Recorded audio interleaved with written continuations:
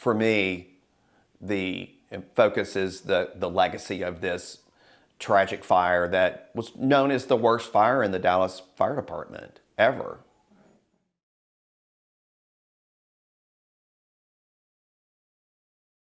Well, probably the most important thing is the articles from newspapers about the fire when it happened. I've got photographs of my dad's fire station and in uniform here as well. And then I have memorabilia as a result of events and things that happened after the fire that we have kept over the years. Piece together the story for me. What happened that day? Kind of recount what you know about the Golden Pheasant Fire. Well, first and foremost, I'll start with saying that it was deemed the fire was started by an arsonist, and the fire broke out sometime in the middle of the night, and a security guard was at one of the buildings near the Golden Pheasant restaurant and noticed smoke coming out of the building, and then he pulled the call box, which resulted in the fire department responding.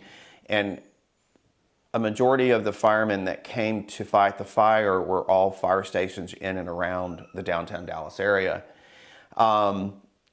About 2:30 in the morning is when the firemen arrived at the fire and started fighting the fire. No, excuse me, I correct that. It was, I think, a little after midnight, perhaps, somewhere around that time when they arrived. And then the fire became so bad that it resulted in being a 5-alarm fire.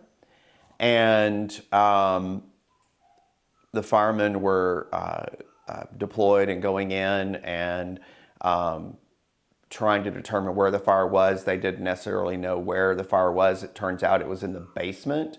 And once they discovered that and noticed buckling in the floor and things happening, and the firemen were pulling in fire hoses and different things, and they noticed the buckling in the floor and so forth, and then realized the fire was in the basement. At that point, it was probably too late, and the floor collapsed.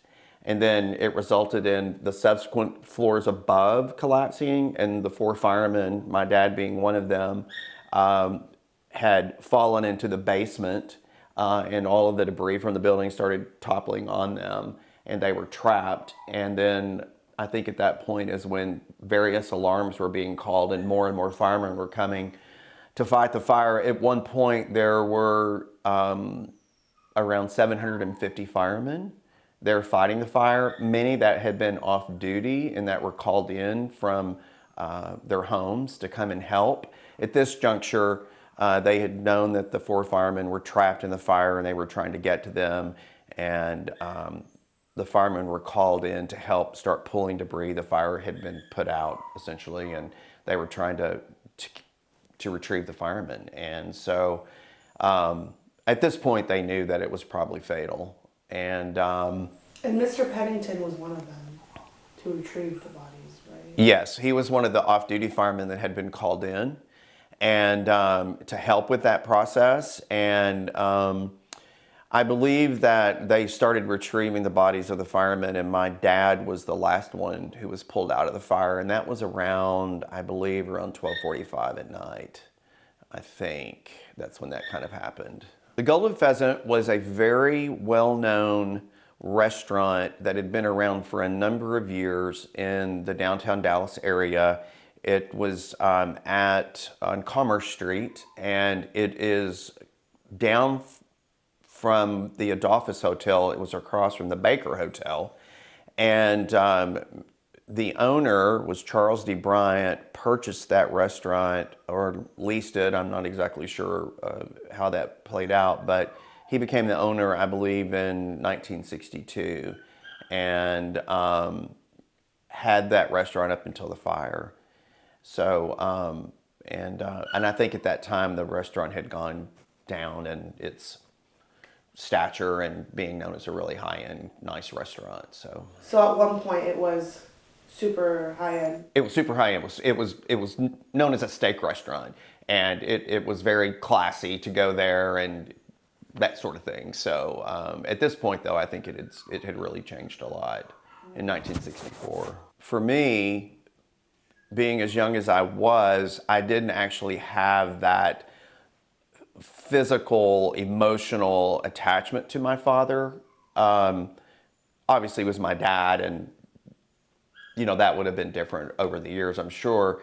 But more importantly, my sister was already 8 years old, and so she had that physical, emotional attachment. And so I think in a lot of ways that fire impacted her more so that, emotionally speaking, than it did me. I've always just known that my father was a fireman. I always knew that he died in the line of duty. I always understood the importance of that. I always understood the history of that. And I feel that for me, that's what I'm proud of. And I just find I find the legacy of that to be really important to me. And I've focused on that more so than the actual loss, even as tragic as it was, not only for me, but for the other families of the other 3 firemen. For me, the focus is the legacy of this tragic fire that was known as the worst fire in the Dallas Fire Department ever. I think I think that's one of those things that you just don't forget. The city of Dallas at that time was smaller. It was a close-knit community.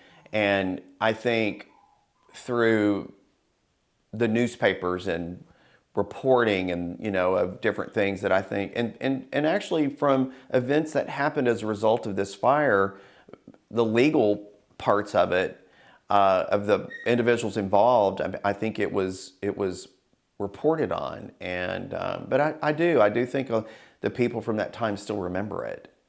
This is a personal story for me. I grew up, and I'm a gay man, and there was a time when I wondered if not having a dad was the reason for that.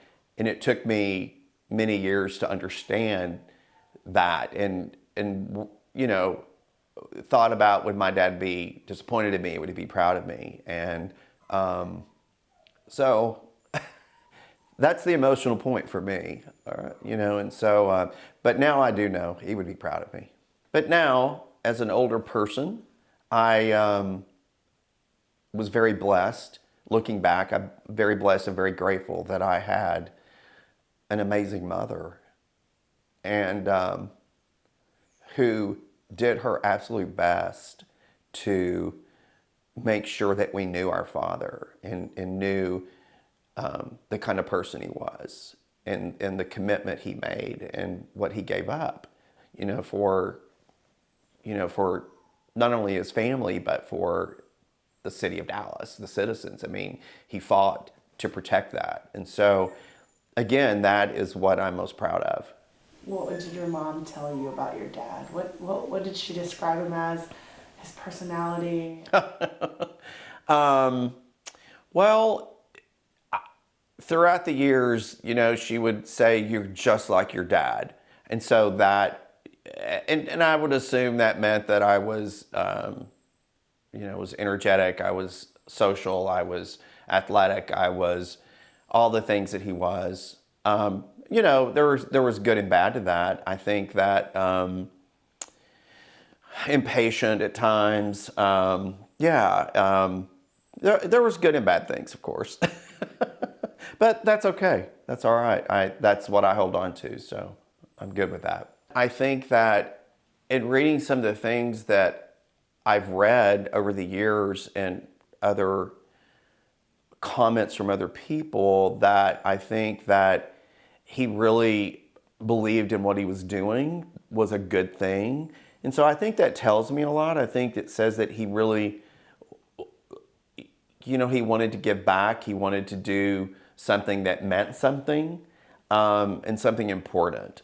So I believe, and I think that's true of anybody who joins the Dallas Fire Department or the Dallas Police Department. They're doing it because they're giving something of themselves. So I'd like to think that's the reason for it. He was 27 when he died. He became a fireman in 1957. I think that's when he completed his training and got his diploma, so to speak. And then, so he died in 1964. So young. So he was 27 when he died. So I think that's 7 years he was a fireman. And that was was that his first and only career? No, my father, upon graduating high school and getting married to my mom, they moved to Dallas, and my mother worked for a local insurance company, and my father went to work for Lone Star Gas. It's the worst fire in the history of the Dallas Fire Department, losing 4 firemen all at once. So it has been it's interesting. I think it's the legacy, as I mentioned earlier, the legacy that I feel is truly important now because of what happened as a result of that fire.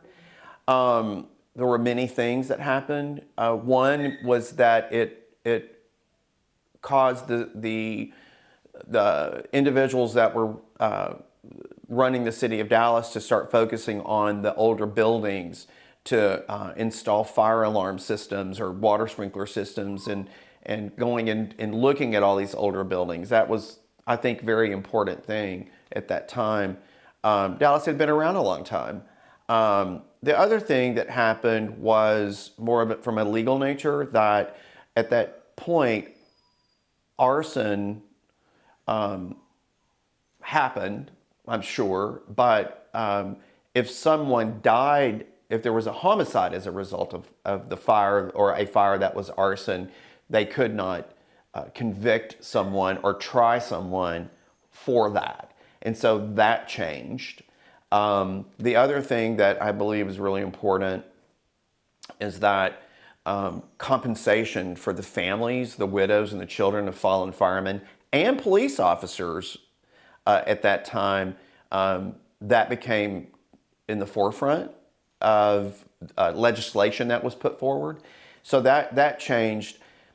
But I think for the fire department, and for many fire departments, not only in Texas, but all over the United States, they use this fire as an opportunity to teach the new firemen and the existing firemen what to do and what not to do. And it's become a teaching opportunity over the years. And there's not one fireman that I could go to and talk to today that said, yes, we know the fire, we studied this fire. So I think, again, the result of this tragic opportunity, or this tragic situation, resulted in lots of positive things. I know my mom, for example, received what I consider a small pension at the death of my father, as well as the other widows of the other firemen, but it amounted to, on average, $228 a month at that time, which seemed like a lot of money probably, but to support a family would have been very difficult. But that pension has continued on over the years and has grown to these family members. So again, there's that legacy of that change that's still living and happening today. I feel like the importance of this interview, what we're doing, is going to perpetuate the story and this historical event, and it's good. And continue doing good for firefighters. And continue doing good for firefighters. Correct, yes. Front and center, I have an article from the Dallas Morning News the day after the fire, and it reads, 4 Dallas firemen crushed to death as blaze sweeps downtown Dallas building. Here is a report and photos and brief stories about each of the 4 firemen and their families. But there's also stories about, in other articles about arson and of arrests being made. I've got photographs of like my dad with his other and other firemen in the stations. I've got a certificate from the city of Dallas from then Mayor Eric Johnson, basically a certificate of condolence to not only my mom, but I'm sure to other individuals. And this one's dated February 24th, 1964. What was the mayor's name? Eric Johnson. Really? Mayor Eric Johnson, yes. Interesting, isn't it? What? Are you kidding me? No, it's right. Mayor Eric Johnson. Wow. Yeah. It was a resolution that was unanimously adopted by the city council. Again, paying humble tribute to the courage and devotion of the firemen and to the families. I've got my dad's diploma for when he became a fireman. I have a certificate from the Dallas Fire Department. My dad had taken a course to become a driver of one of the fire engines, and he had taken the test. He had studied hard for it, but after he died, we got their certificate that he had successfully passed and would have got a promotion. I have a poem that was called Last Call that talks about, that was written about this fire actually, and features the four firemen, and it's a really interesting poem. I have a letter from the Texas State Association of Firefighters talking about the tragic loss of the firemen that was written to my mom. Again, I'm sure that other widows received it.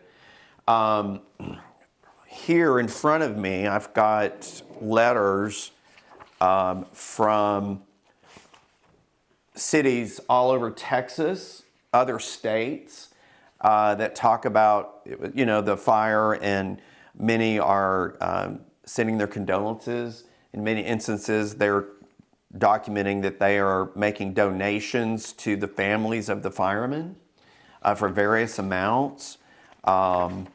Some are even from foreign countries, Mexico. We've got Peru. We've got France.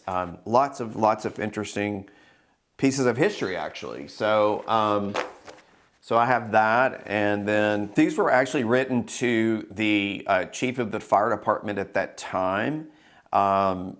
Again, condolences, expressing their sympathies on the loss of the firemen. And again, this one's from Argentina, from their fire department there. And then again, it's about,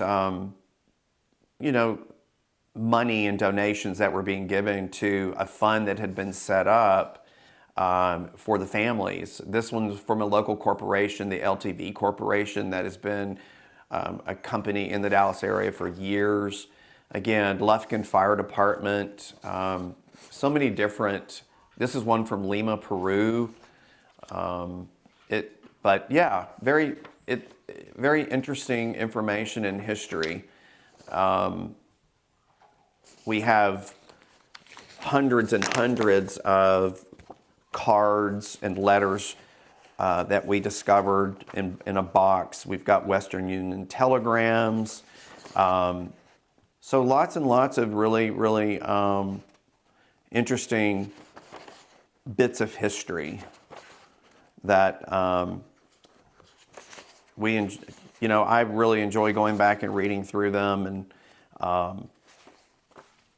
I have a letter from, it was written to the city of Dallas, and this was written, the subject was the Restland Memorial Park here in Dallas, and the Restland offered to provide 2 grave spaces to each of the widows at no cost, providing that they did not already own cemetery lots, and they were given to they were being given or donated to the widows as just a lovely gift.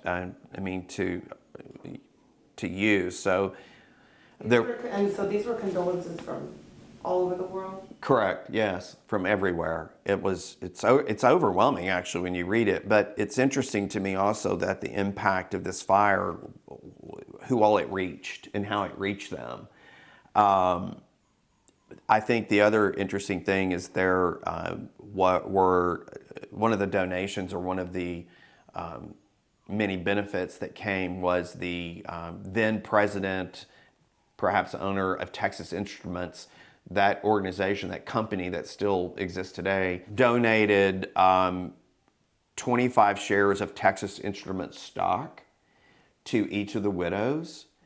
And I don't know about the other widows. I know that at least 3, including my mother, have since died. There's only one that's still alive. But my mom, up until her death in May of 2023, still had her TI stock.